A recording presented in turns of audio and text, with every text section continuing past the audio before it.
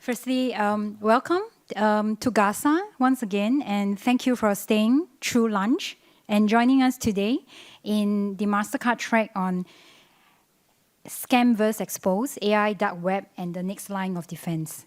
Right, sounds very big, and yes, we have a very big and ambitious agenda today. Right, so instead of hearing from me, I'm very happy that we have lined up a series of panels, right, and honorable speakers. And we will probably end with something really practical on ghost tapping, right? So I will keep the suspense to later, right? At any point in time, right, please share with us your views, your feedback after this session.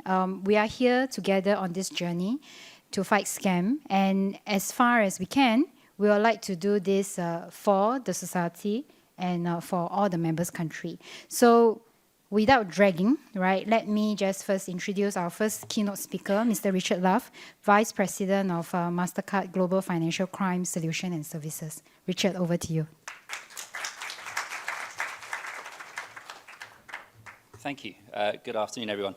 In traditional English sense, I'm going to apologize because the first thing I'm going to do is actually read from a script, which is something I very, very rarely do. Anyway, hopefully in the next 10 minutes, I'll talk to you about really the kind of arguments for a national scam utility and some of the experiences that I've taken from the UK, having worked there for the last 10 years in collaboration with a number of financial institutions, regulators and others. Kind of sets out a bit of an argument about why a network level defense is the most important and critical thing in really making a difference against frauds and scams in any particular market. So look, to start with, we know the threat is real. We know it's rising. We've heard a lot about that this morning. It's not just isolated criminal acts. It's sophisticated. It's coordinated. It's relentless. We're seeing phishing, deepfakes, social engineering, impersonation scams, and everything else evolve really, really rapidly. And with that, generative AI, and in the mix, the lines between real and fake are really more blurred than they ever were. Scams are not just a consumer protection issue. Again, we heard about a lot of the impacts this morning. This isn't just around the individual who's been scammed and the knock-on effects of that. It's a financial issue. It's a criminal issue. There's a national economic threat as well. And they erode public trust, damage financial systems, and undermine the digital infrastructure that we're all working so hard to build trust in. According to GASS, again, we heard this morning in 24, we saw $1 trillion worth of scams happening globally. 2/3 of these were in Asia alone. And while Southeast Asia, according to GASS's latest scam report, saw an estimated 23.8 billion of scam losses. So the challenge is really clear. And I do believe there's a genuine desire from all stakeholders here, that's why you're here, for them to play their parts in trying to solve the issue, be that banks, telcos, government agencies. But the efforts often happen in silos. Data remains fragmented, scam intelligence doesn't flow fast enough across sectors, and the general public, too, are still vulnerable and often caught unaware despite our best efforts in terms of educational campaigns and other things. Traditional fraud detection tools built for known threats are struggling to keep up with the novel and fast-moving attacks that we're seeing in the markets. There needs to be a different kind of defense, and one that is national, nimble, and unified. So what is the case for a national scam utility? This is why the idea of that is not just important, it's actually urgent. Think of it as a central nervous system for scam prevention, connecting the dots across banks, telcos, e-commerce platforms, agencies, and yes, technology partners like MasterCard. But change is hard, and it needs real tangible drivers to try and affect it. Real action. In the UK, that was the regulator who enforced several key initiatives which have genuinely had a meaningful effect on making banks, broadly, think differently about how to mitigate fraud and scams. Back in 2015, the PSR initiated the Payment Systems Forum, a specific initiative designed to ensure the payments industry worked together to promote collaborative innovation. In fact, some of the services that we run today in the UK came as a consequence of this specific initiative. Fast forward to 2022, with authorised push payment fraud and scams at its peak in the UK on account-to-account payments, the regulator once again pushed for change. This time it focused on 3 key areas, some of which came into effect just last October. They were improved reporting of scams and APP. So in effect, in some ways, you kind of see it as a name and shame. Who are the best and who are the worst institutions when it comes to outbound fraud and inbound risk as well. Full reimbursement of victims for any authorised push payment fraud. So that came into effect last October. up to £85,000 can be reimbursed for any individual. Not without question, but you've got to have a pretty high hurdle not to get your money back effectively. And that breeds a number of different changes in itself. But the really interesting part over and above that was around the shift in terms of liability. So not only does the victim get their money back, that liability is now shared between sending and receiving institution. So suddenly the banks have got a slightly different problem. It's not just about outbound risk, it's now thinking very differently about inbound. So the banks are thinking more broadly about protecting the ecosystem, changing the mindset from just protecting those outbound payments to thinking and developing better KYC, focusing more heavily on inbound risk and a number of other initiatives that link to that. The Philippines is also going on a similar journey. They've implemented network-level initiatives across multiple institutions to try and mitigate money laundering activities, with future legal developments based on FASA law to further enhance these requirements in 2026. This will mean even more participation and activity for the betterment of the consumer, likely extending to reducing fraud in near real time eventually. So collaboration is often born out of regulatory change and ambition, whether forced or voluntary. But what I can tell you is the bringing together of a network is effective. And we've started to achieve this in these markets, connecting the dots and the network of banks together. And I guess that's why I'm sort of stood here today and talking to you. What you see behind me is network level intelligence. And so fundamentally what we have here is working across multiple financial institutions. These can be, to achieve more than can be detected on their own. So effectively think of it as a 1 + 1 = 3, 5, however many you want to add up to. What you can see here is a small example of that intelligence gained through collaboration. It's a view of frauds and scams and subsequent money laundering in the UK network from one of the services we operate, a tracing service. And then over there, and just using transaction data alone. It's underlying intelligence that really is telling me what bad looks like. And as a consequence of that, the harnessing of this intelligence is the kind of key next step. How a service can then use this information to protect future risk, for example, by providing real-time risk scoring before a transaction is committed in the payment system, or providing early warning alerts through inbound risk notifications to give beneficiary institutions an early heads up of high-risk money coming into their institution.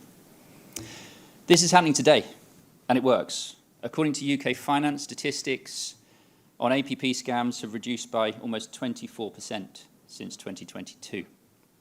In the Philippines, similar intelligence technology is now helping the banks reduce money laundering through thousands of alerts that are being proactively generated to identify illicit activity before a fraud or scams has ever been reported. But these solutions didn't happen overnight.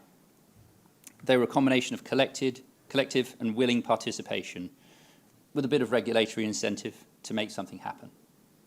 But cumulatively, they are having an effect. And that's because of the trust that has built up over time, not only in these solutions, but actually between the institutions we work with as well. Trust is critical. Trust to keep data securely. Trust to act on the intelligence. Trust that this intelligence is also of good quality. That trust breeds confidence and paves the way for new initiatives and enhancements. We've now embarked on enabling the interchange of data between institutions, pre-transaction, so that better decisions can be made as well. So it's an evolution over time. In short, such solutions are becoming an ecosystem of insights, data points and intelligence, which in theory can also be provided to more than just banks. Think law enforcement, government. So what does good look like? We've got some great evidence about the collaboration and the network level effect, which is great. And if we were to start this same journey again in the UK with the experience we've had, then we'd bring far more insights together far sooner. Learn from what we have done in the UK, what we're doing in the Philippines and have created. Learn from the data sharing initiatives in Australia with AFCX or Thailand with ITMX, and have created and effectively try and turbocharge them. Bring in as much information as you possibly can.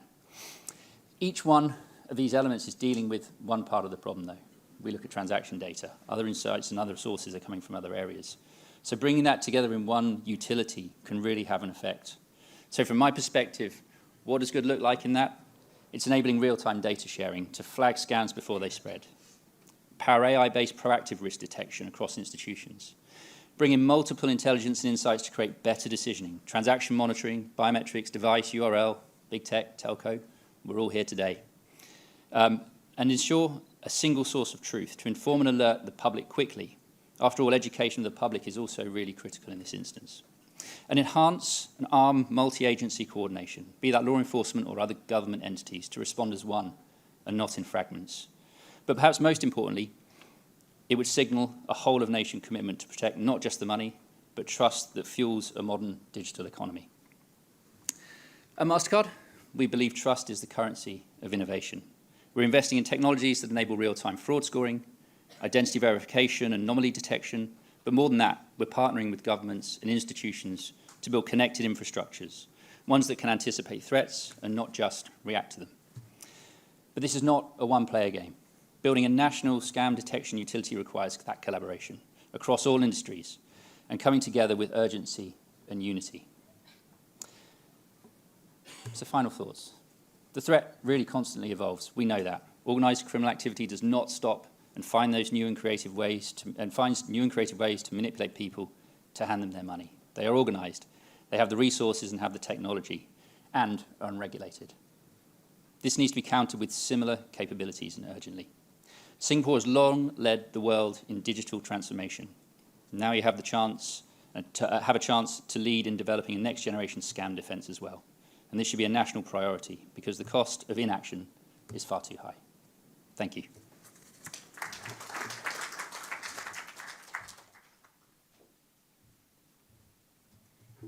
Thank you, Richard. Right, so understanding real time, knowing what we can do, because we have countries like UK who's already doing it, right? In our second segment, let's talk about something really practical. We will have a panel with a subject titled of Data to Action, Real-Time Sharing and Alert System in Practice.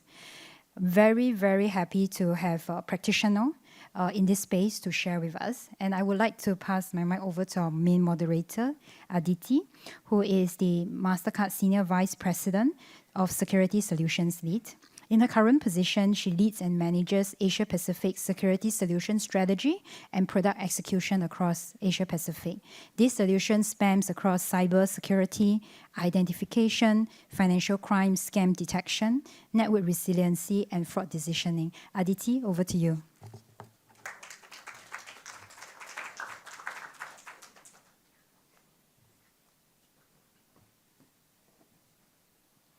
Welcome our panelists to join me on stage, and then it'll be great to have you on here. Good afternoon, everyone. Just give us a few moments as we get settled.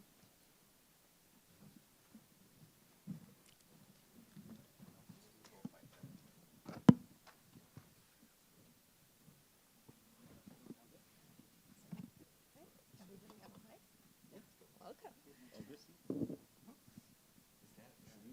No? Wherever you're comfortable. Good afternoon, everyone. Great to be here. Thank you, Audrey. Thank you, Richard. I think as Audrey introduced the topic today, a compelling one, and one where we have an esteemed audience here with us, where we're going to focus on how, with scamsters using technologies like AI, the cases rising, et cetera, what we want to talk about across our panel, whether it's financial institutions, whether it's regulators, whether it is technology players, how can we actually come together to make sure that these new technologies are actually used to fight crimes and also used in a way where the ecosystem we are creating is also moving quickly, is more real time than ever before. And so that's really where we're going to focus today. Before I dive in, we'd love to introduce our panelists to you today. So starting with Dr. Lawrence V., Director of Business and Ecosystems from IMDA. Dr. Lawrence is a visionary leader who actually focuses deeply on the intersection of AI, emerging technologies, and enterprise innovation. So his team leads strategic collaborations to ensure that organizations and enterprises across Singapore are actually able to adopt and catalyze the use of these new technologies. He began his journey in public sector R&D, founding the Healthcare and Biomedical Analytics Lab at A*STAR Institute, where he developed deep machine learning capabilities for biomedicine and healthcare. And he later served as the chief data scientist at Zuellig Pharma and also had key roles at Alliance Asia Pacific and the Ministry of Health before this current role. Next, very excited to have Rochelle Eldridge here with us from Commonwealth Bank of Australia.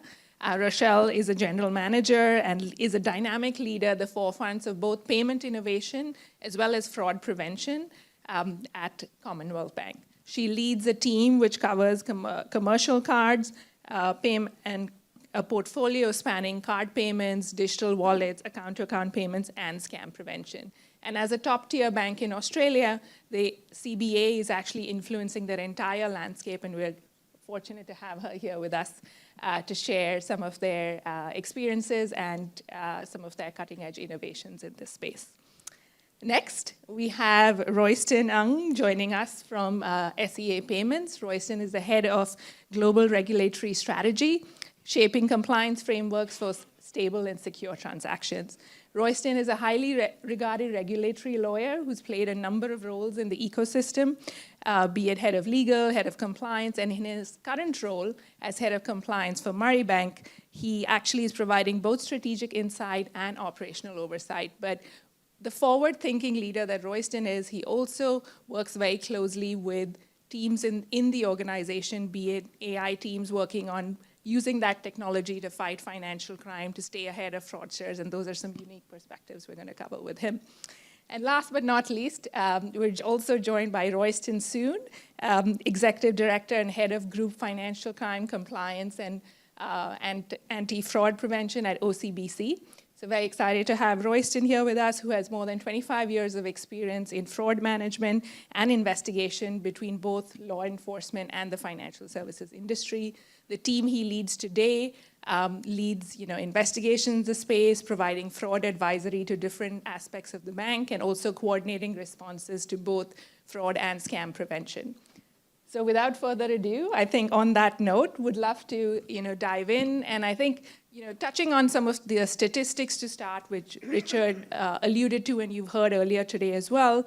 Overall, scams are rising, and Asia Pacific, of course, is one of the hardest hit. But what's interesting as we look at this landscape is Australia is also one of the countries where we have seen a reduction in scams. So it'll be interesting to, I think, talk about that contrast as we go through.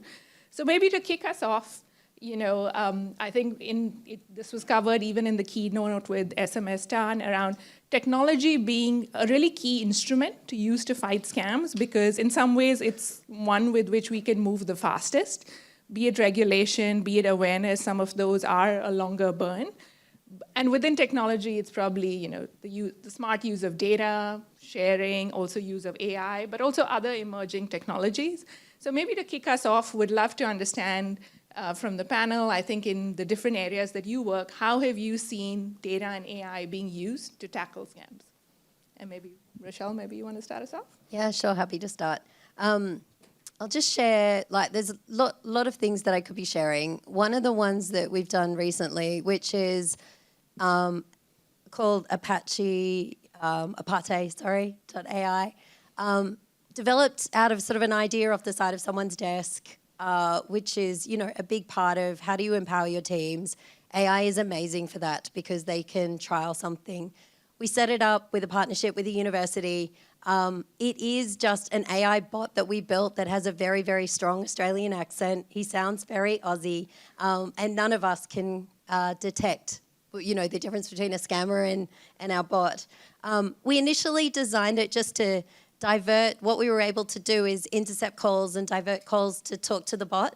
And we thought this is great because if the scammer's talking to our bot, they're not talking to our customers, which is amazing.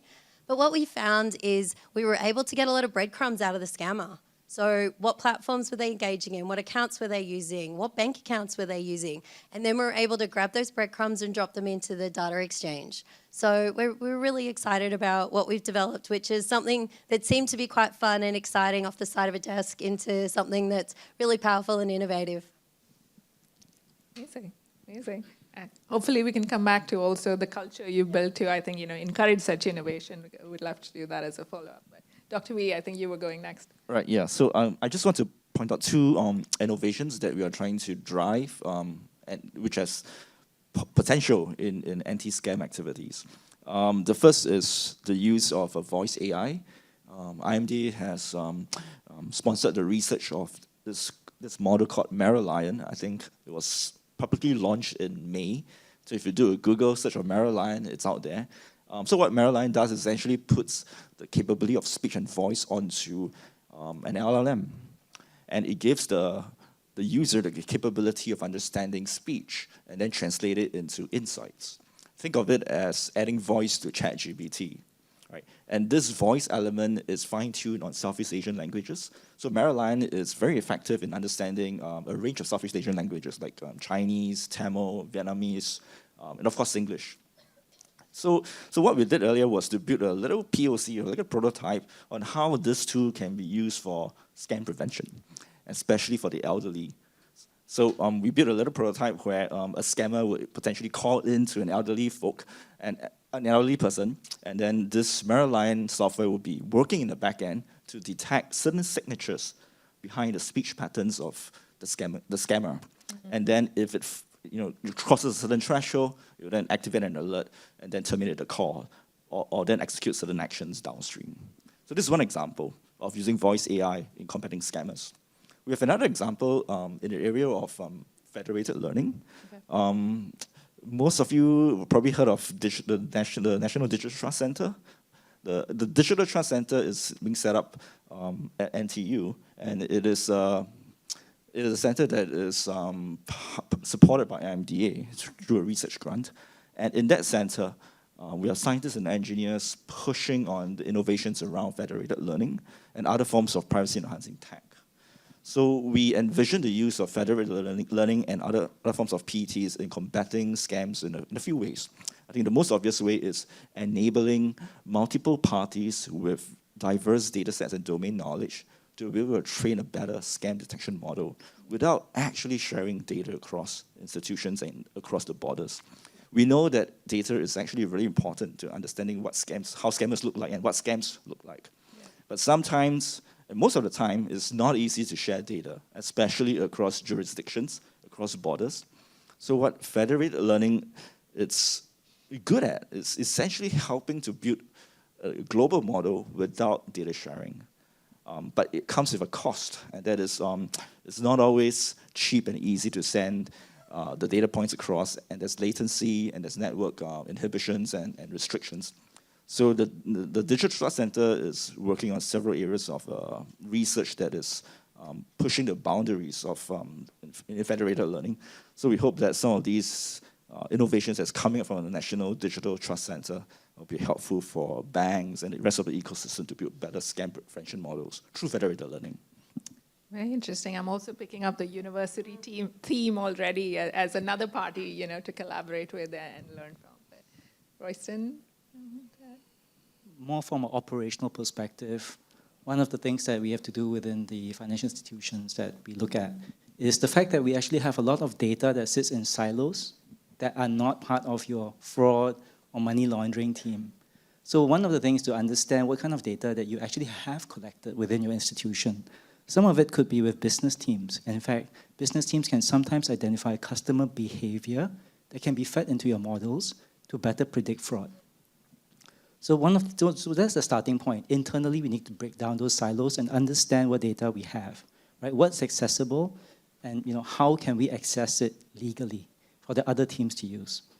Then, of course, we also see the trending. We do see within the group, and for some of you may be more familiar with Shopee as part of the C group rather than C itself. So I'm talking from Shopee's perspective as well. We do see account takeovers as one of the primary threats for us, but we are also seeing scammers using AI for ID fraud. So they'll use AI to generate fake IDs and fake photos of themselves. So that's quite convincing. And we are very happy to work with regulators to find alternative ways to verify ID. So that's something that our projections and models are able to stop right now, but we have alternatives to stop the fraudsters. And of course, on the use of AI implementation, I think for a lot of institutions, you start with implementing AI with the systems that you do have. So that means enabling things that you couldn't find practical before because you need to hire 100 more agents or 1,000 more agents. So starting with AI to automate and make those systems possible, I think that's the starting point for many of us. Okay, thank you. You can call me Roy. This is For ease of calling my name.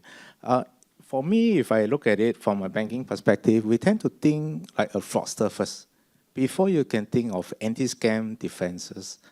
A few key things. Scammers don't have data privacy, don't have data sharing concerns. They can share cross-border, no issue. Secondly, they may have training, how to train to be a better scammer. And they probably have global training, and they probably have seminars like this as well. Thirdly, I think in terms of AI, it's not proprietary to banks incorporating AI or any organization. They use it as well. So gone are those days where if your cyber team is still sending you certain emails to test your knowledge about phishing and telling you to look out for grammar mistake, it's time to have a conversation with your cyber team, because that is not going to happen anymore. So where we come from a banking perspective, we do look at from surveillance.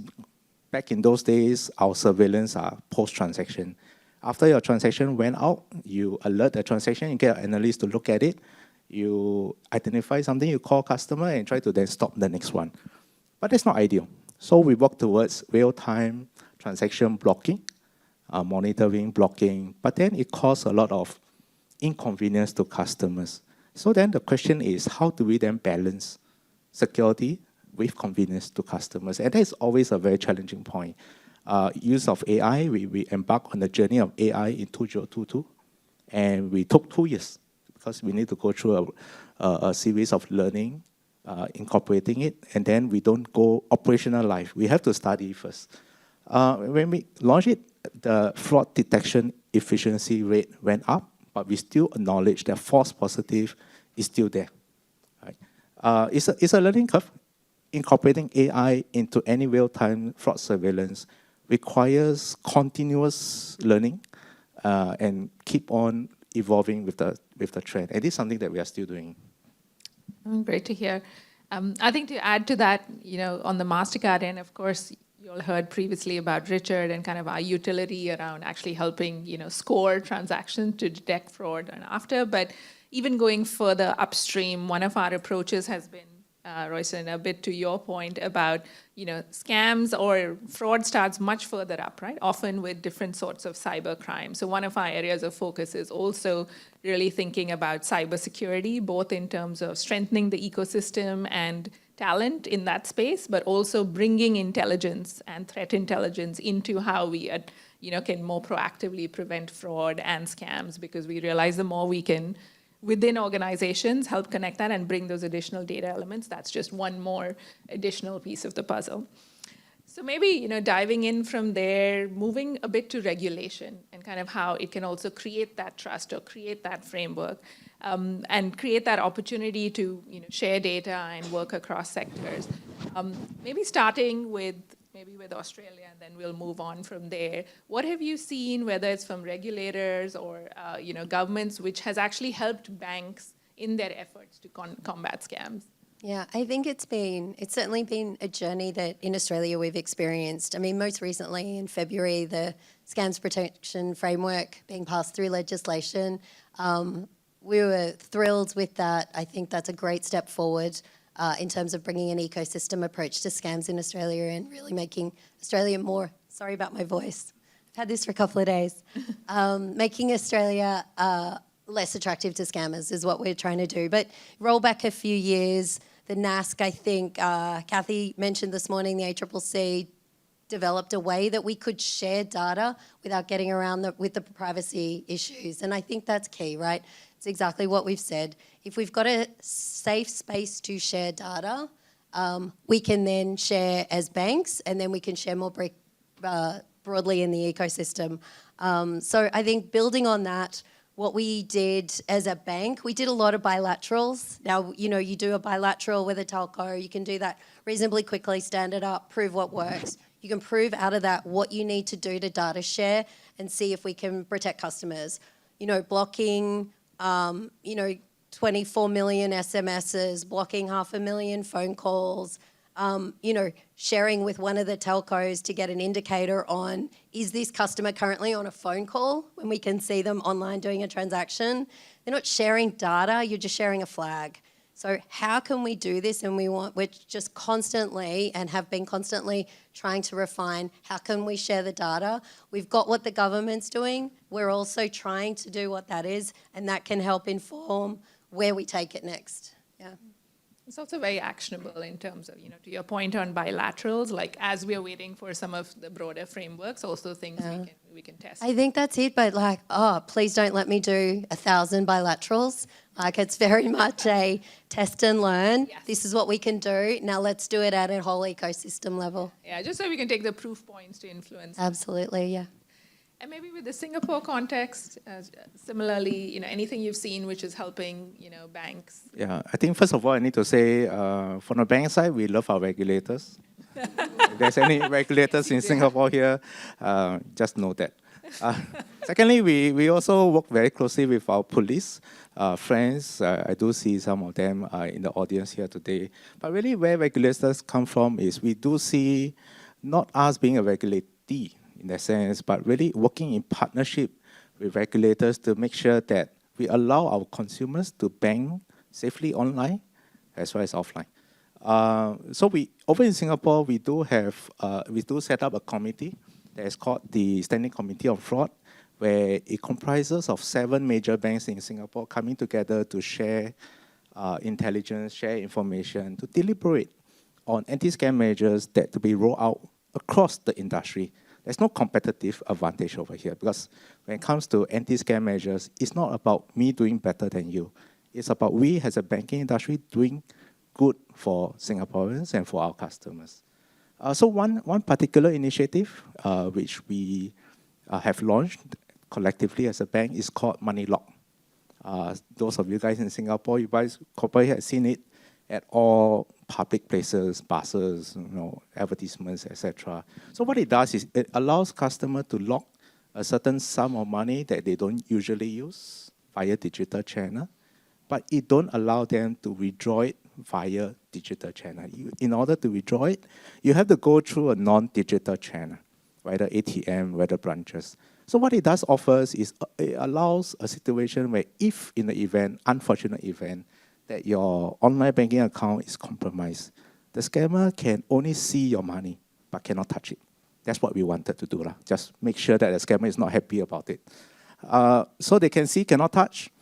And it was proven useful. In fact, in one particular case that is encountered to our customers, is that this customer fall victim to a malware scam. She downloaded a malware onto the device, allowing the scammer to remotely control her phone and to get access to her banking app. Of course, we have stopped that. We disallow that now. So the scammer managed to siphon out a bit of her money, but the large part of her money, 120,000 in fact, remains secure in her account because she locked up her funds. In fact, the banks launched it in November 2023. As of June this year, we have 300 over 1,000 customers in Singapore locking up 30 billion of their monies throughout all 7 banks in Singapore. So it's an initiative offered by the banks in Singapore, and we do understand that banks in Indonesia, Malaysia, Hong Kong will be launching this as well. So Singapore is the first, and other regulators, other countries are also adopting that. So that's one of it. Excellent. Now that's obviously adding friction for consumers in an effort to, fight scams and fight fraud. And Royston, I know we've talked about this as well. Your thoughts on that, be it in the banking space, also, e-commerce, as you come at it from that angle, and how do we continue to, balance that need to protect consumers, but also provide, customer experiences as they expect? That's always been a challenging question, right? The more friction you add to a transaction, the more you may have a cart abandonment for those who are familiar with that term. It's like if it's so troublesome to finish the transaction, maybe I don't need to buy this right now. And if you're doing e-commerce, that's a problem. And then cart abandonment is something that we look at. I don't believe that friction necessarily stifles innovation, but it's a bad customer experience that stops the transaction. So how many of you have had a transaction fail and not know why? That is the most frustrating thing in the world, isn't it? The bank tells you transaction error or transaction has failed, and now you're stuck because you have no idea what has gone wrong. So that is an example of a friction that has led to a bad customer experience. So that's one thing that we can look at and address, like how can we introduce that friction and still make it a positive experience for customers. I don't believe all customers reject that friction. I think from Royston's example, it is something that's welcome in some ways. Money lock has taken off, it's being introduced. And it's sometimes very unique to a market. Is this something that you expect? So when I was in Taiwan, I think it was traditionally held that no one would want to have the money lock type of feature, but in a show of hands among the audience, a large majority of the professionals there actually wanted it themselves. So this is the reality that sometimes we fear the friction, but it's more about the implementation of that friction that's the question. Now, if the customer feels comforted by that friction, this is actually potentially a competitive advantage, right? Are you a bank that caters to that comfort for the customer? I think in a recent retail report, about half of the respondents said they've experienced payments fraud. Now, if you are in that half, wouldn't you rather be with an institution that maybe creates that friction, but now you want it? You want it to be a little bit harder to transact. Yeah. So that's my perspective on that friction, is really the implementation. Can I just jump in on the friction side? I have a very strange role at the bank where I work on the issuing side. So I run the business and read the customer complaints, but also are working on scam protections for our customers.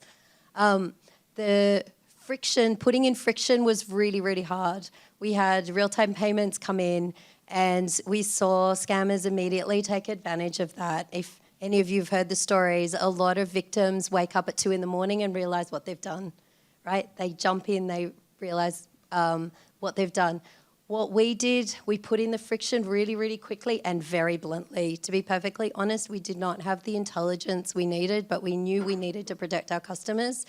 We put in holds on about 50% of transactions that were going through. So yay, we've got this real-time payments network, but hold on, we're actually slowing down 50% of the payments going through it because our customers were getting scammed.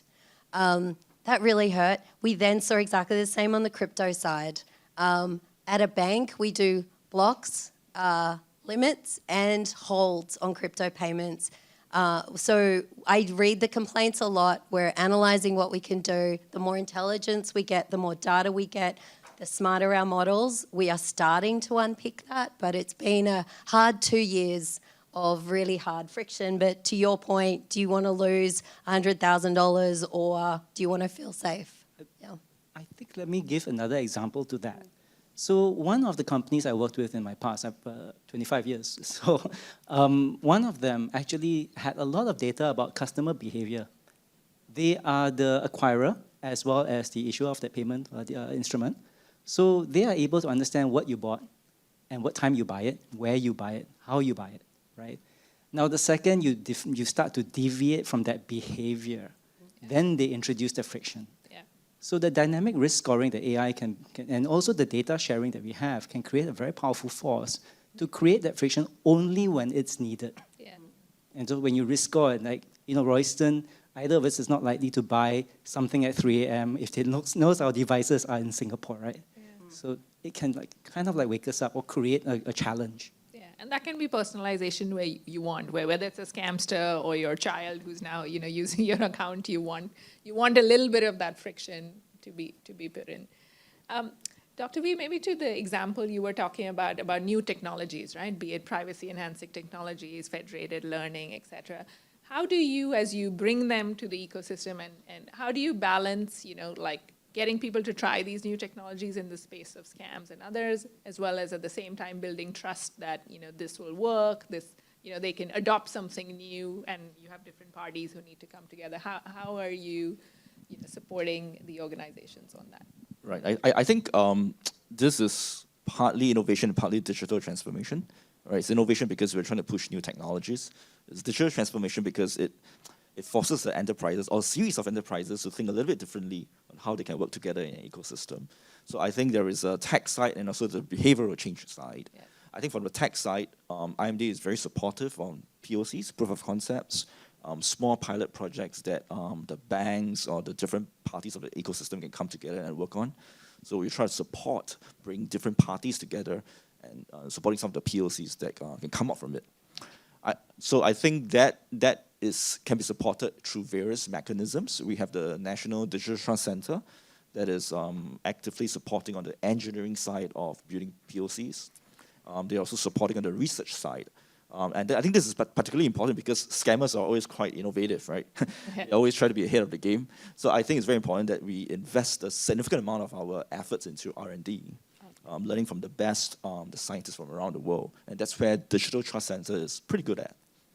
On the digital transformation part, I think that is a journey that is kind of longer, right? I don't think we can expect change to happen so quickly. But I suggest that we do a series of POCs on the innovation side, and as we see small wins and little successes, we build on it, and over time we can get the buy-in from the broader ecosystem and the senior stakeholders to actually invest more time, more efforts into operationalizing some of these POCs. I think this is similar to many industries that I've seen. If you're introducing AI or something new to the enterprise, it takes quite a bit of time for people to change, for systems to change. This is especially true if the POCs actually needs to be integrated into current infrastructure. I think a good way to think about it is if we can make the POC somehow not reliant on being too integrated into the infrastructure. I think that would help to speed up the process. Yeah, makes sense. I think that links to also, I think, Roy, your point around even within an organization like a bank, there are so many silos, or knowing what data exists, and that's kind of a step in that digital transformation, whether it's to use AI or other technologies, is like, you need that data map, you need that integration across teams, so there's a lot, within the organizations as well as we go up against these threats. I just jump in there because for some of us, the first question that we have when you raise POC is, how much, right? The cost. Yeah. I think this is where the regulators can come in and help to find the money for us to support those programs, whether it's tax incentives or other things that we do. Because the first thing you do when you talk to a leader is to ask for the money to build it, resources, right? And often leaders will pay for a fire engine, but not a smoke detector. Yeah. No, that's a good point as we look for partnership from the regulators and government. I think your point on one is obviously frameworks in place with support, but it could also be supporting that innovation in different ways so that you can test that. I think just on that point, Royston, we obviously talked a lot about the banks. Any thoughts from you also around fintech players and the nature of data sharing, which can be useful in fighting scams, be it sharing with customers, sharing between players, others, any thoughts on that?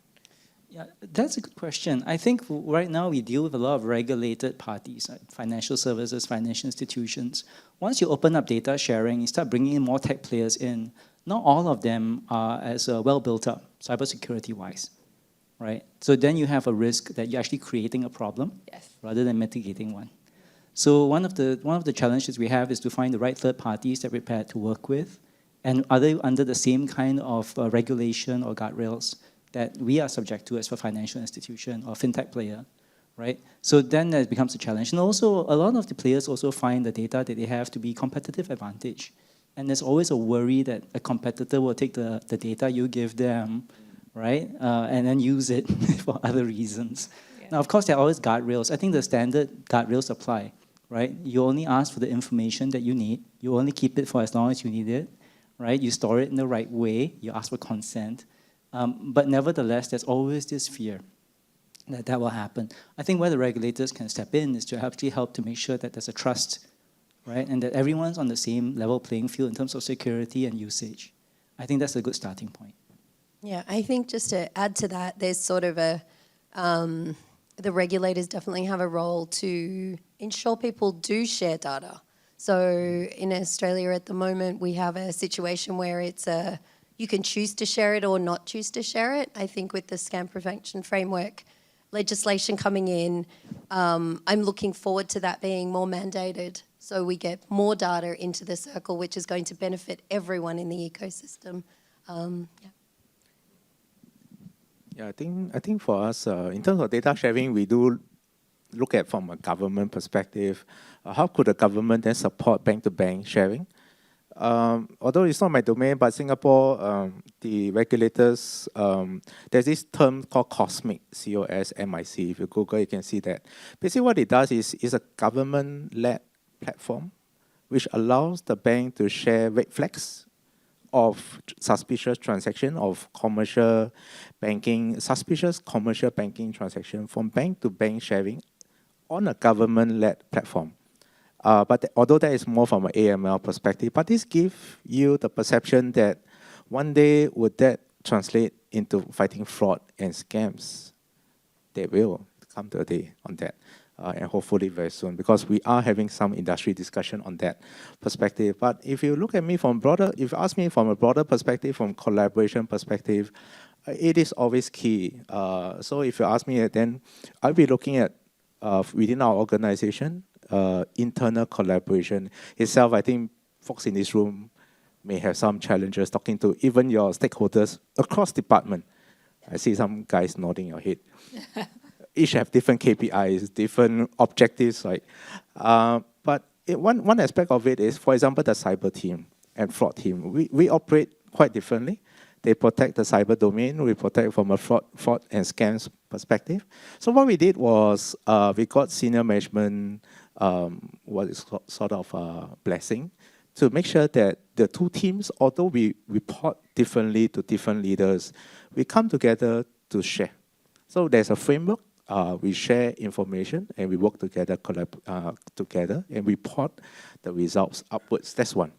And not just from IT side, not from cyber side, but really from business side, like what Royston mentioned my name a bit weird.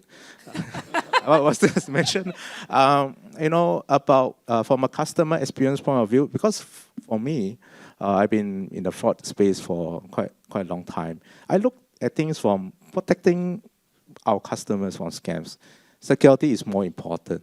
But when I talk to my business folks, they'll be telling me that customer experience is more important. So then over time, I realized that I agree that we have to put our customers first. Security will come in at every point of the way to enable the business to move forward safely for our customers. And this is what is needed. Of course, that's from a banking perspective, from internal bank perspective. External of it, we see this from our collaboration with the police, the regulators I mentioned earlier.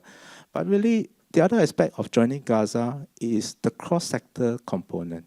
You know, folks like it's not just the banking sector that is working on anti-scam efforts. I do agree that digital platform players have a role to play, and they are working very hard behind the scenes. We may not have projects to work on together, but we do see them as a partner, because look at it, how the victims get contacted in Singapore. The scammers are not here talking to them face to face. How do they then communicate to our customers here before the funds get outflow out? So the upstream perspective is important, and I agree that our digital platform providers have a role to play, and they do acknowledge they have a role to play, and there are several measures that they've taken on board. But it's really about the communication between the banking sector and cross-sector, and not just in Singapore, but maybe across borders. And this is a continuing conversation, and how do we then translate all this information, all this sharing into actionable actions? Makes sense. Maybe one theme as we come to our last few minutes, as we go towards actually implementing a lot of, I think, the ideas that you've shared. One thing I'd love to touch on, linking to what Rochelle said at the start, is it sounds like each of your organizations are being very innovative and testing new things, POCs, new technologies. How are you also building that culture within your organizations to encourage that thinking, and that thinking, as Roy, you said, connected both to keeping the business growing, but protecting customers? Any specific things you've done as leaders to drive that culture of innovation? Because it's important as we tackle scams to make sure we continue to kind of bring those new ideas through. I'll just share one really quickly. I was lucky enough to run our graduate program for a number of years. And then so I would talk to the graduates about what I do and the problems that I face. And I said, one of the big problems we face at the moment is young people getting scammed. So it's not necessarily all the older than 65. And I said, I don't know why they are falling for scams. Yeah. And a group of them took away a problem, worked on it for 4 months, which was amazing, and came back with this idea that we soon rebranded as Scam Checker, that we launched in a sort of side fintech of ours called True You recently, which I think is really exciting because you empower the people, you give them space, you give them access to people to ask questions, you give them access to customers to interview, and it's incredible what they can come up with. And like, you know, we probably try 100 of these and 99 fail, but just empowering the people, and then they can look at the app and show their family and tell their friends about, look what I did, and move on to the next thing. So that's one small thing we've done. No, it's amazing. And when you've done 99 that failed and one worked, you also know you're testing enough, because one of the things is, you know, are you taking enough risks? Are you trying enough things which are different? I mean, if you, again, that's a good question. Then from a practical point of view, when we look at, if we use a simple terminology like Maslow needs, right? It's about what people want. Some of my folks, they say they feel satisfaction from protecting a customer from falling prey to scams. You talk to another person, they will say, I want higher bonus, higher salary increment for all the work I put into it. If you talk to another person, they say, I get achievement through recognition, my peers' recognition, my boss's recognition. So to be very practical, I can't guarantee bonus and salary, but what we can offer from a fraud perspective is recognition for you guys. So for OCBC, whenever our staff did well, we take all opportunities to recognize them. So this will then incentivize them to work even harder. And at the same time, we try to drive the message that protecting our customers could be your next family member or friend. Could be somebody, family member or friends. And that itself is a satisfaction. And hopefully, better salary, better bonus. Bring it all together. Maybe as we bring the discussion to a close, team, would be great to get your perspectives on, is there any particular, you know, call to action you have or ask you have as you think about how we can use data and technology better to tackle scams? Yeah, so I'll just chip in. I think it's an ecosystem play here. So with the banks, the telcos, e-commerce companies, and regulators coming in, I think it's nice if all of them can come together and do just like a POC or a project for a very particular area of scam, for example, just to tackle it. I think the whole thing, I mean, the point is just get started. That's it. I actually have a very much more human side of this. These kinds of events, were held by GASS, MasterCard, or other networks, and the regulators as well, create interpersonal relationships that are very critical to making these POCs succeed. When you have a group of people who have come together and have meetings, have come together and shared a meal, they know each other well, they trust each other. That's when some of these things will actually take place at a higher level, rather than just mandating that they work together. So that would be my contribution. And I wish that we had started a lot of these events much earlier to get ahead of the scams before it became a problem. I think my peers said it all. I just want to say that if you guys have an OCBC account in Singapore, please place it in Money Lock. That will help us be the market leader. We are almost out of 30 billion OCBC, we have locked up 12 billion. Doesn't mean that the money is locked with us. You guys can still unlock it. And any of our ATMs across the island is available everywhere. But it's safe. At least you are safe from malware scams if it does happen. That's definitely best practice and call to action, like something you can do, like walking out of this room. Rochelle, anything to add? No, like, I mean, $1 lost to a scammer is $1 too much. So the more that we can do, whatever we can do from an ecosystem perspective, I look at our bank, we're spending $900 million a year last year fighting scammers. My KPIs are making sure I lower customer losses. I'm KPI'd on that. I think that's really, really exciting. It's why I come to work every day, and it's to make sure that my friends, family, members, customers, and everyone don't lose another $1 to scammers. So that's my dream. Right. Thank you all. I think if I had to, summarize, there's hopefully a lot of nuggets we've covered with you all today, but it feels like, real-time data sharing, not an option anymore, but I think we need to set up the right frameworks to be able to do that across organizations. Also, the collaboration, be it across the public, private sector, and also different aspects, not just financial institutions, does need the right frameworks, the right incentives. Innovation, even within an organization, needs the right incentives. And lastly, we have a lot of powerful technologies out there. Of course, AI is top of mind, but there's also privacy-enhancing technologies, federated learning, and others. And how are we pointing it and actually investing, whether it's in research or POCs, to move as quickly in those areas as we know the bad actors are, and how do we stay ahead, and how do we partner with technology players and others who can help us do that, is all going to be key as we try and bring unique strategies to this problem, and hopefully come back next year with a lot to share, as well as numbers that we've impacted together as a group as well. Thank you, everyone, and thank you very much. Thank you.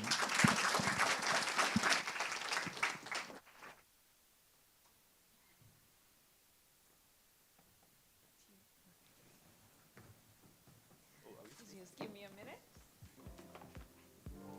Dr. Lee, sorry, we have a little momentum.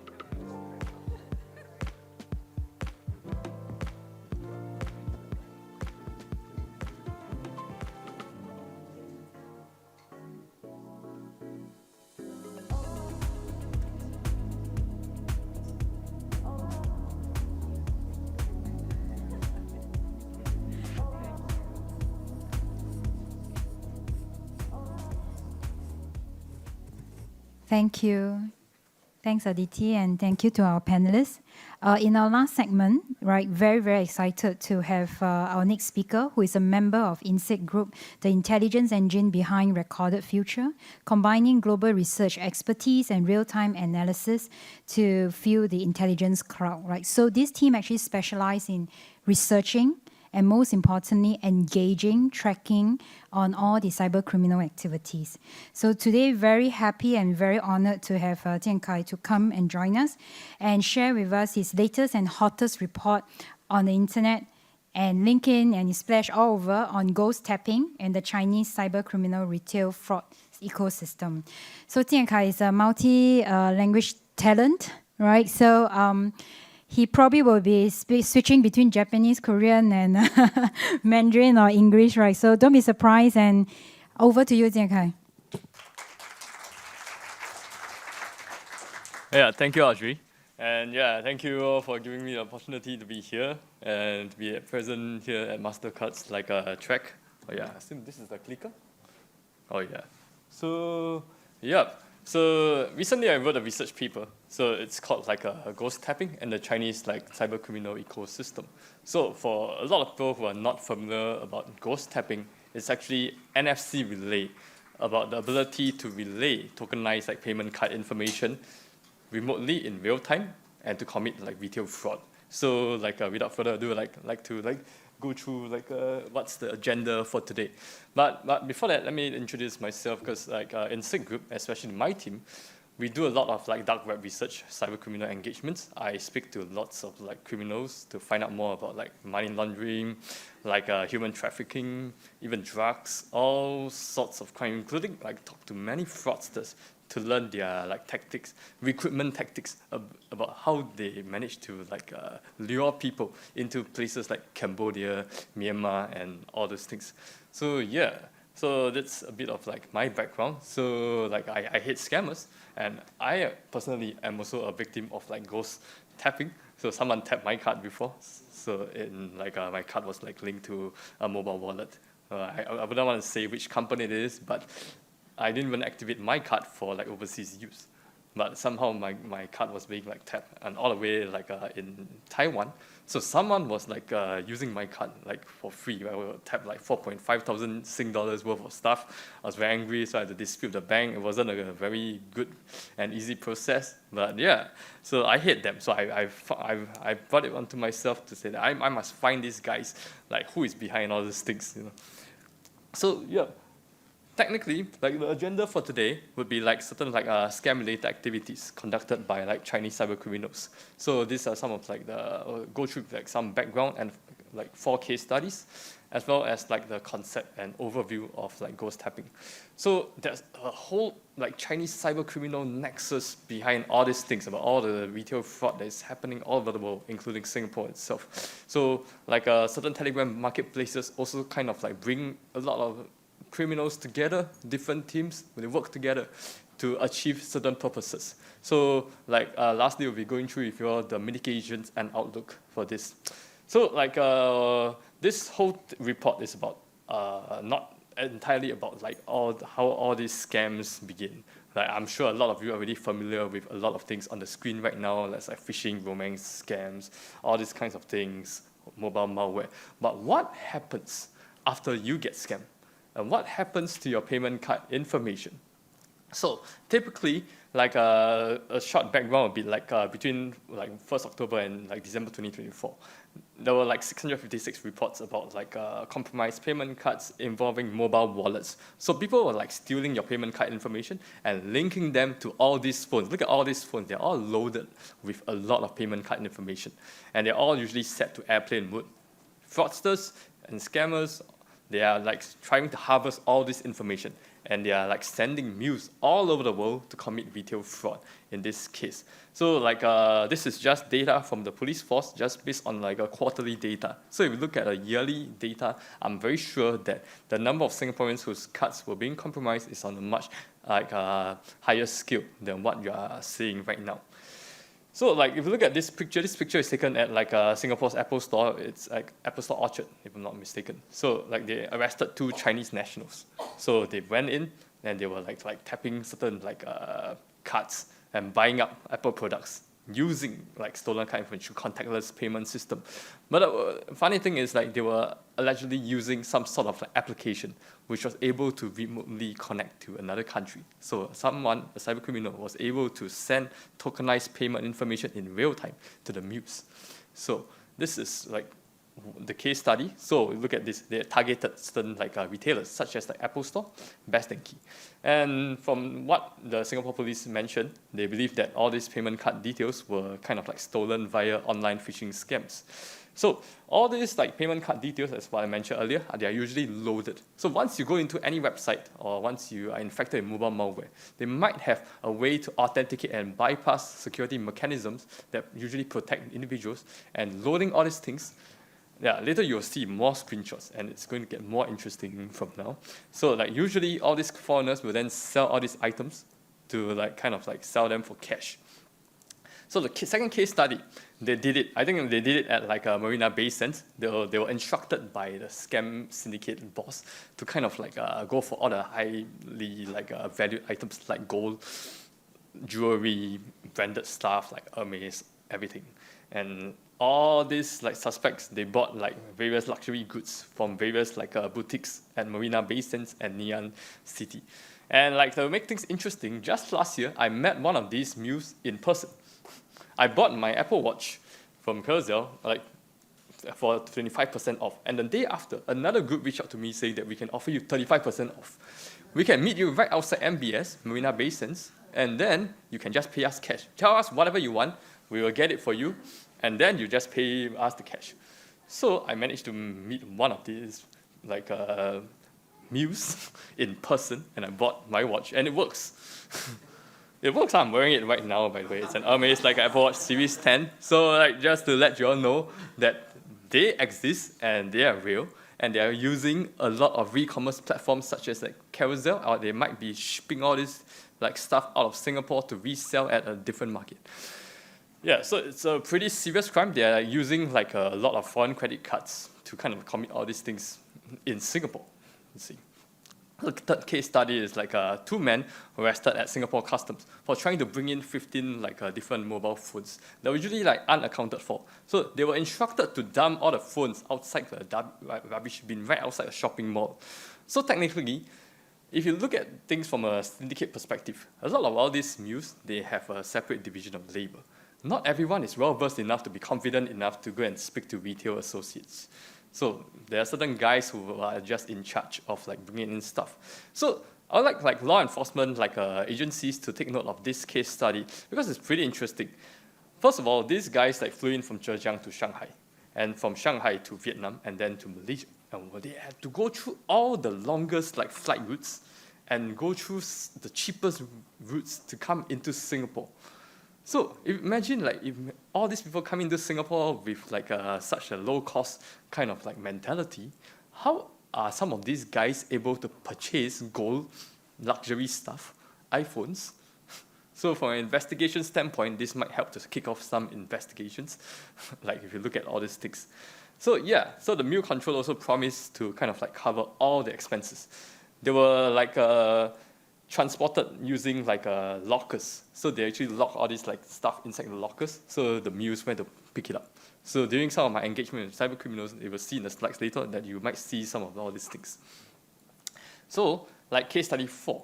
So a woman who was like allegedly part of like a government impersonation scam, she's not the one conducting the scam. She's actually a mule going down to commit retail fraud. But the problem is all those like payment card information that were loaded onto mobile wallets, she was allegedly using unknown, unspecified mobile payment application.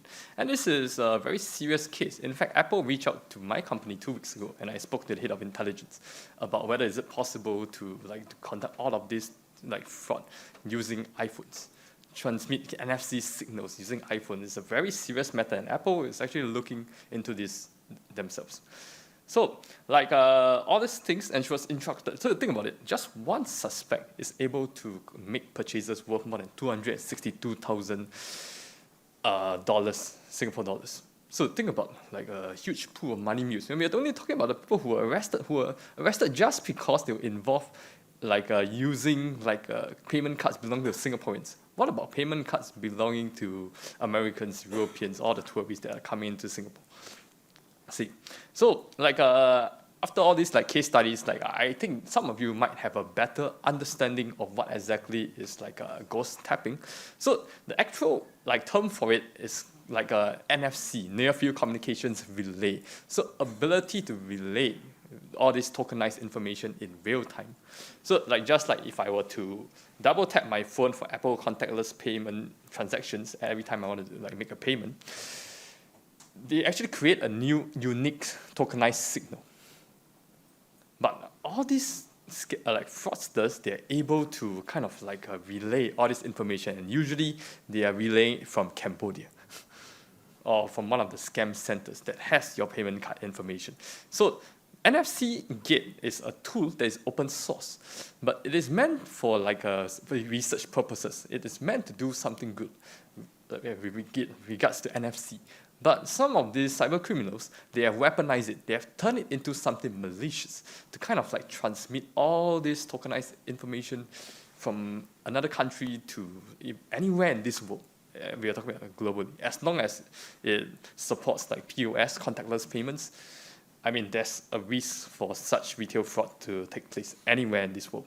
So yeah, all these fraudsters now can centrally manage all these phishing campaigns. So this guy could be in charge of tens of thousands of cards, hundreds of thousands. Yeah, so it's a very serious business. Then who is going to take responsibility for all this like retail fraud? Is it the retailer? Is it the banks? Is it the payment service provider? Is it a mobile wallet service provider? Like who is actually in charge? So yeah, legislators would have to think about this as well. Yeah, so in my report, I did split between like the definition between cyber criminals and syndicates, because inherently for this particular case, they are different. Cyber criminals are kind of like empowering syndicates to do all these things, because syndicates themselves, they are not that technically proficient. They are not that sophisticated, you know. So what they do is that all these cyber criminals, they're usually in charge of like stealing and purchasing and conducting a lot of phishing campaigns all over the web using a lot of spoof sites, mobile malware, whatever it is. And then their job is also to link them to contactless payment systems such as Apple Pay and Google Pay. And then they are also in charge of developing a special app, which is most likely based off NFC Gate, to kind of like allow it to relay traffic, because Google, Apple, all mobile phone providers, they usually release new security updates, new patches. But these guys, they also know the game. They also want to get ahead of the curve. So it's like playing catch up with these guys. So they also sell all these burner phones that are loaded with all the stolen payment card details.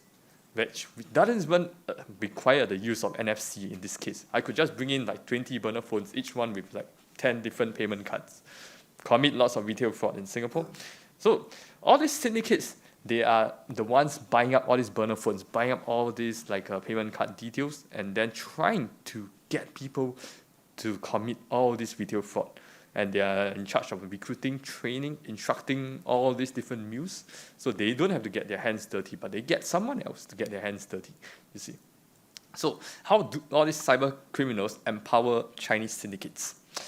This is like a rough illustration of how the whole thing works. So I spoke to one of these guys, cyber criminal. It took me a very long time to find this guy.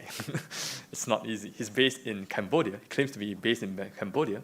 And this guy sells like burner phones loaded with compromised credentials, and he is like able to loan out all this proprietary software because they need a very high level of trust before they can loan you such proprietary software. They want to keep things as secretive as possible.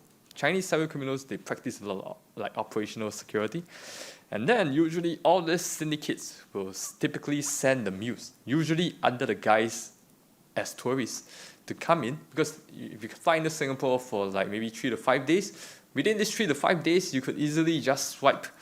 And most of these phones, later you'll see some screenshots, which would be an eye-opener for many of you. Like a lot of these phones are actually in airplane mode. So it's to conceal the location. So Apple couldn't track all these guys, cannot track the phones, cannot track the locations. So it creates a cycle that they start to be able to like cash out all these liquid assets. So they start to use all this cash to recruit more people. They use all these proceeds to pay cyber criminals. So it incentivizes all the criminals to continue this scheme, you see. So like one of the guys that I spoke to, he was like on this Telegram channel, and these guys are dangerous. Like I wouldn't really like encourage you guys to go and like speak to them, but I'm just showing you for the sake of presentation. Like this Telegram channel, if you go into this channel, they advertise a lot of videos, a lot of like clone credit cards able to do contactless ATM withdrawal. They test a lot of POS machines all over Asia. They have been testing it in Malaysia, in Singapore, in South Korea, in Japan, and even in the United States. So it's a very, very serious problem.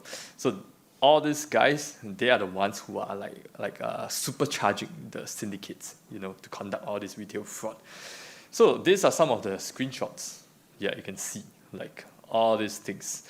It's a very serious business. So like don't worry about it, because like next slide, because I'm gonna be going through with you like all these 3 images in detail. So when I spoke to them, I look at this advertisement. It's like delivery of burner phones can be made in Fujian province, in Putian city. And in Singapore, the most famous money laundering gang is the Fujian gang. Yeah, we have. This is a very well-known like gang. But I cannot say that for sure that like this is a Fujian gang. But what I know is that some of their members, they are transnational. They are based in Fujian. They are based in like Singapore. They are based in Cambodia and other parts of Southeast Asia. So all these things, all these phones are actually tagged with like a binding date and time. So for example, today is like September 2nd. So all these phones, they will actually write a record that all these cards were loaded on this date and time, and they managed to load it. This also means that there's a higher rate of success if you want to like do this kind of like retail fraud globally. Yeah. So all these burner phones can be recycled. So they have like once you're done, you don't have to buy the phone from me again. You can just pass me back the phones through the locker method or something. And then to recycle all these things, reload new payment card information, and to send all these guys somewhere else again to commit all these sorts of like fraud. So they are also very like worried about their own safety, because they are considered cyber criminals even in China. China wants to arrest these guys. A lot of them, they usually hold Cambodian passports. They are based in Myanmar or the scam centers. So the threat actor does not allow domestic calls, and you cannot use AliExpress because they are just covering all sorts of tracks. So it's very hard to nab these guys. I'm not from law enforcement. I'll leave it to the Chinese police to try their best. And yeah, some of the like key details from like the second image is that this is an unspecified payment application, like a mobile application, mobile wallet. So it shows how much money is left available for like transactions. So they also claim that all these cards are compatible with Apple and Google Pay, have a lot of ready stocks for sale, and can be used for ghost tapping campaigns. Last image is a guy who is actually selling a lot of US payment card information, usually from like United States. Some of them are actually debit cards with the PIN codes. What this means is that they could sell these cards to either fraudsters or to syndicates that could go to the US ATM and just do a contactless withdrawal of stuff. Even in Singapore, you can just go to any bank. You can use Apple Pay or Google Pay at certain banks. If you know the PIN codes of all these cards, you can actually do a contactless withdrawal of cash. We are not even talking about cash advance here, but we are talking about withdrawing money directly from your bank account. So they can empty bank accounts belonging to American citizens using such methods. So they are also seeking partners to kind of like sell and supply all these like newly fished payment cards. They will bring in stocks on a weekly basis. So you can imagine how active they are, trying their best and trying to recruit a lot of people for their activities. So like I said, they have been testing all these payment methods using POS machines, trying out their new cloning methods. Yeah, so yeah, technically it's a very, very worrying trend. So I spoke to the criminal, so his Telegram name is Weebu. By the way, I shouldn't be showing you guys, but please try not to speak to him. It's dangerous, because at the end of the day, I wanted to find out more information, but I had to post as a syndicate member that has a lot of guys under me. So I was like always telling me, if your application fails, many of my guys will be arrested. So I had to convince this guy that I'm also a criminal, that I also have my guys in Cambodia. So he said, okay, prove it to me. Let's meet for a dinner and bring all of your guys here and we can talk business. So they refused. So you must do a mandatory meetup and you must understand criminal lingo, Chinese criminal lingo, to even engage with these guys. It's not easy to know all these things. When you show this to Chinese nationals, most of them won't even understand what these criminals are talking. They use their own very coded language. Yeah, so Apple told me if I have more information. So I proposed to Apple saying that, why don't you all send more of your guys there to find out more? So they said they value their lives. So yeah, they also, if you do not want to take the risk, why are you asking me to take the risk? Yeah, so you can see that they already assume that you must be a big player in the scam ecosystem to even be part of this scheme. If you are a small-time player, they don't even want you in the first place. Yeah, you must have transnational capabilities. So Telegram-based marketplaces facilitates ghost tapping campaigns. Because all these Telegram-based marketplaces, they are alternative marketplaces to dark web marketplaces. Because I'm also a Chinese dark web marketplace researcher myself. So because all these dark web marketplaces, they are very the owners, they love control. So if you want to sign up for an account, they will see everything. They see all private messages. You must provide them some details. And even your crypto payment info, everything. It's too much control. But whereas all this, they provide an alternative. Where you can just deposit money. You can just wait for the job to be done.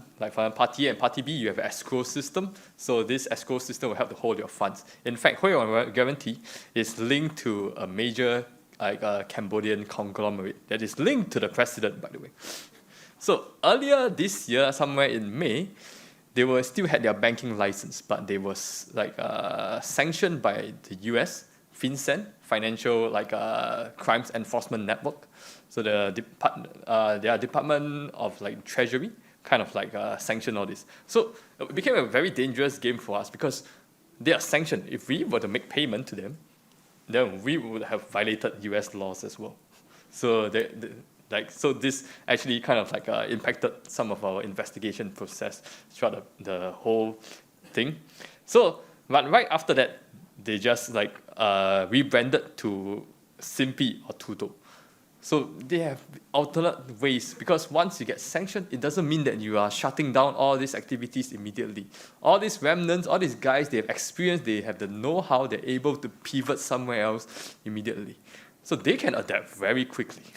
So they are very active despite being shut down a few times, being deleted by Telegram a few times.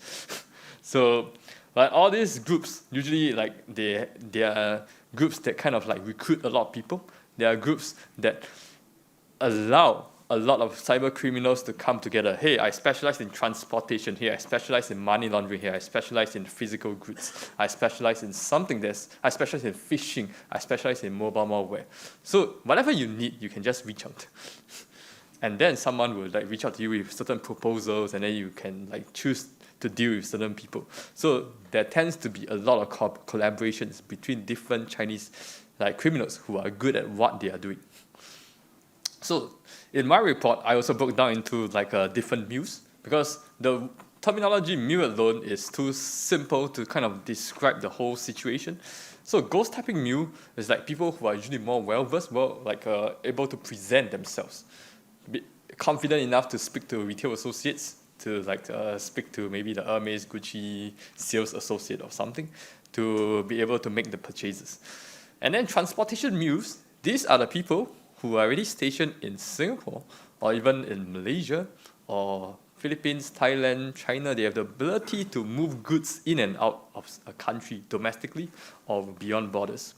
So it depends. So they are still working for syndicates. And reseller mule is like the person that I met on Carousel, which I had no idea. So in hindsight, when I thought about it, when I went to like engage more with these people, then I found out that hey, these are actually criminals. But it's hard to prove, because I do not have the authority to arrest them and to bring them in for questioning. But as far as what I know, they are still active even till today.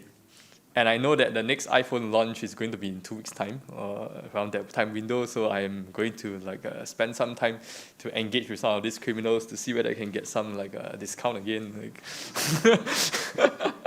And yeah, lastly, money laundering mules. So these guys usually reach out to you through WhatsApp, Telegram, whatever it is, to ask you for your SingPass credentials so that they could use all these things to create multiple bank accounts online, use your accounts. I just spoke to a money laundering syndicate in Korea last week.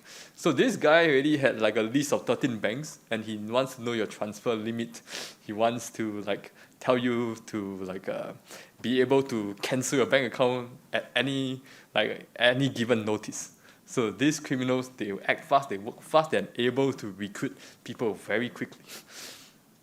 So I engaged with this other guy. He's a syndicate member. He's actually a mule controller. He has guys ready in Singapore, ready to commit retail fraud through ghost tapping techniques anytime. So this guy, I spoke to him, and if you look at all the Telegram links that he's linked to, he's actually linked to all Huiwan, Simpi, and Tudo guarantees. So it's linked to all the major, biggest Chinese language-based Telegram marketplaces. So what I know about this guy is that, he mainly operates in Singapore and Malaysia. He has mules ready to conduct ghost tapping operations to purchase three iPhone 16 Pro Max, 512 GB. Why just 3? Because we need to build trust. Criminals also need time to build trust. So there was a lot of back and forth. There's a lot of negotiation about how much should I get, how much should I pay you first, how much should I pay the deposit. So we start small, but all these things are scalable. Imagine if I'm a real syndicate, I'll be just asking for after this attempt, I will just go for 50, 100 iPhones or something. I just scaled it up. So we had to pay approximately 1350 USDT for each iPhone. And USDT is one of the most popular cryptocurrencies. Because in Cambodia, before Huiwan got taken down, it only cost institutions $20,000, and you are able to get your banking and financial license just by paying $20,000. In fact, in Cambodia, more than 99% of money changers are actually Chinese. And the KYC measures that you only require your mobile phone. They don't even require your real name. So think about all the scam proceeds. They usually look at some of the scam, the Fujian gang, they usually have Cambodian passport. So I hope this would educate some of you guys on how do all these cyber criminals cash out and to launder money. And after they cash out in US dollars, they're able to bring the cash over to Singapore or something to buy a lot of stuff. Yeah, but at the end of the day, this is also ghost tapping is a cash out method, trying to convert liquid assets into cash at the end of the day. So this guy also told me to video the unboxing process, to say that, oh, once you verified items, please send it to the escrow customer service officer, and to kind of like prove that, oh, these are correct, and release the funds. So you see, this Telegram market-based places, they kind of facilitate such cybercrime, because I'm not dealing with this guy directly, but I'm actually paying it to an escrow system where they are holding the funds until both parties are satisfied with the job outcome. So this is usually how different cyber criminal groups work together to kind of like achieve a common purpose, like such as retail fraud. So this is also another illustration based on like certain, like I did some mathematics. So in order to do all these things, I also try to like understand things from a criminal perspective. So from his perspective, usually to be able to have people stationed in Singapore, this means that it is very likely that they have to pay for the air tickets, accommodation, food, or miscellaneous expenses, right? It's not free, and all these things require cash. And I can't really use like ghost tapping methods to pay for hotels because they are much more easily detectable. It's much easier to ghost tap certain things like gold, luxury stuff, get it, and just get out of the country. Yeah, fast in, fast out. We do not want to use all these things. So usually they have to use a much more secure payment methods to ensure that these guys are able to stay in Singapore, which is why some of the mule controllers, they are so stingy that they don't even want to pay for like good accommodation. They don't want them to like pay for good air tickets. So they have the longest flight times, longest transit flights, through spanning multiple countries, and finally not even arriving in Singapore by plane, but by transport at the end of the day, by car transport. So yeah, I also calculated that because I have to pose as a syndicate. So we will receive roughly $650 in cash for every 1350 USDT. Why USDT? Because a lot of all these USDT are scam proceeds, usually obtained through illicit methods. And right before like law enforcement tries to like figure out what's happening with all this cryptocurrency, they're also trying their best to cash out, to obtain cash rather than hold cryptocurrency. Right? Why would I want to like hold so much crypto, which can get like sanctioned? My wallet can be like frozen at any point in time. So they are also on a timer, which is why last year I bought this at 25% off. Why the next day someone else reached out to me telling me they are offering me 35% off? We are talking about the first week of launch, you see. So it's a very complicated process. But hopefully this diagram helps to simplify and to help you guys understand like how this whole like ecosystem works, how criminals work together. And yeah, look at this. Like this is just a screenshot from Simply Guarantee. These are Mandarin text, but all of this U refers to USDT. So you see 15,000 USDT, 15,000, 16,888 U. All this refers to the USDT deposit required by threat actors to even kickstart a ghost tapping campaign. So a lot of them are talking about like a remotely like withdraw cash or do some kind of retail fraud, buying physical items. There are also people who are there in this marketplace to kind of like say, hey, I know you've just gotten a lot of physical goods. I'm willing to take those goods off you right now, and I'm willing to transfer you cash. So I'm willing to meet you face to face. So usually all these guys, they know what they're doing, and transportation guys, they know what they're doing. Reseller, all of them have a very clear division of labor. See, and this original group that I found out, they likely have ties to Simply Guarantee. If you look at his Telegram like username, he's like XBDB0, whereas the Simply Tampao's like Telegram channel's name is XBDB. So because I know that anyone can change their Telegram moniker anytime, so. But we just think that we cannot confirm, but we just think that this guy likely has ties with this Simply Guarantee, which is facilitating all this like criminality. And like the next part of my presentation will be like mitigations. So it's a lot of food for thought for everyone. Like if you are the normal individual, like do not share any OTPs or pins with anyone. Like there's a lot of mitigations if you read my full report. I'm only like cherry picking a few, and do not download third-party mobile like applications outside official like app stores. And it's a good thing that like companies like Google, they are going to stop the stack loading of apps starting next September. So we are seeing that all these companies, they are stepping up a lot of security mechanisms.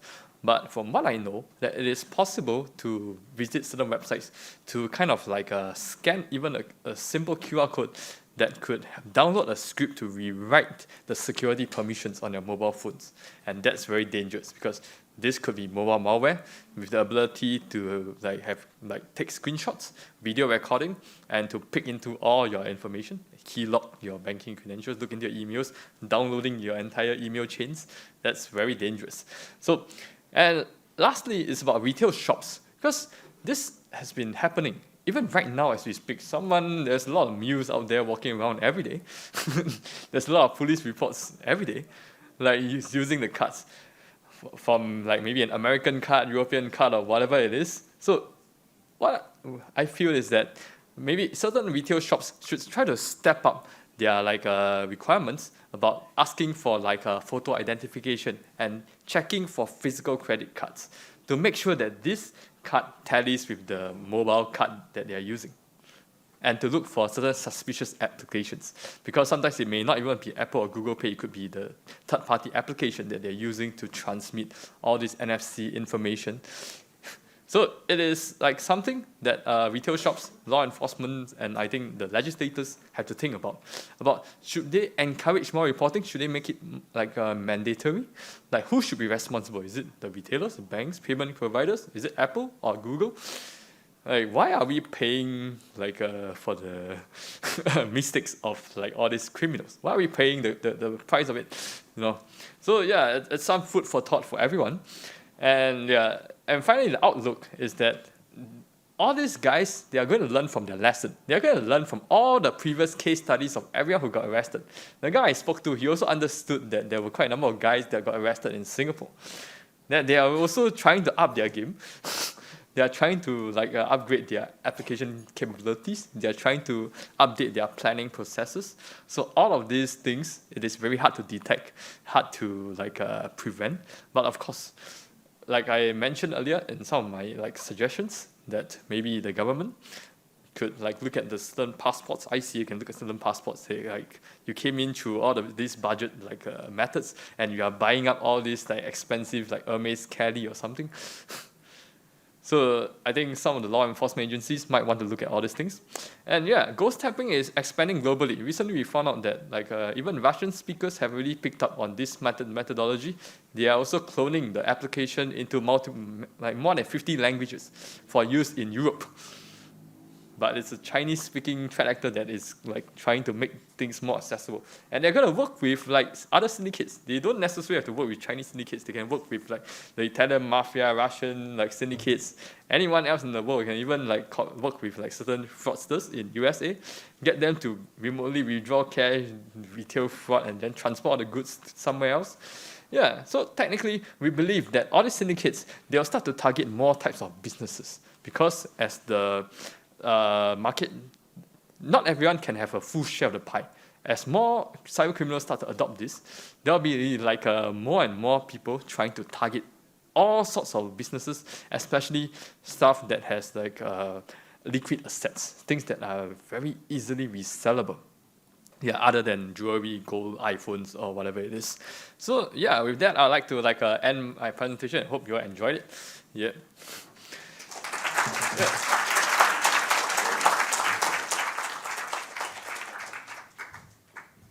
Thanks, Tianka. I think you might not have a chance to leave this room after your speech.